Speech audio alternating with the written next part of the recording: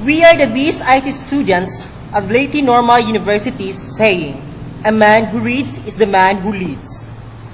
Books is a collection of sheets of paper or similar material, blank, written, or printed bound together. Commonly many folded and bound sheets containing continuous printing or writing. Facebook is a popular free social networking website that allows registered users to create profiles, upload photos and video, send messages, and keep in touch with friends, family, and colleagues. Advantages of books are portable, durable, infinitely reprintable, and require no batteries or electricity. Books can go with a person anywhere and be read everywhere. Advantages of Facebook.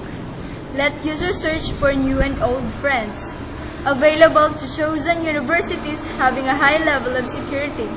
Makes it less difficult when communicating with strangers or individuals you do not know. Makes it simpler to join groups having corresponding likes and dislikes.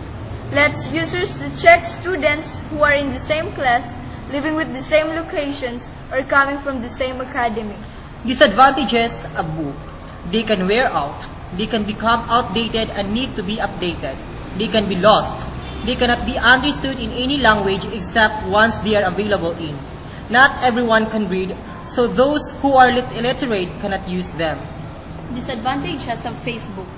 More and more people, long-distance relationship weakening, unsupported by physical adjacency, contributes wide range procrastination, rampant addiction, possible stalking, acquaintances be labeled as friends. So, what are you waiting for? Textbook first before Facebook. Class, ano't iyo gusto maging pagdako? Ikaw, Cindy, ano't imo gusto maging pagdako? Ma'am, gusto ko maging nurse para makabulig ako at mga tao. Very good, Cindy! Ikaw, Hin, ano't imo gusto maging pagdako? Ako, ma'am, gusto ko maging doktor para ako makabulig sa akong kapwa. Very good, Hin! Ikaw, Jeff, ano't imo gusto maging pagdako? Ako, ma'am, gusto ko maging kapwa kay para hayahay! Chamba ka daw! Joke yun! Last na yun, ha?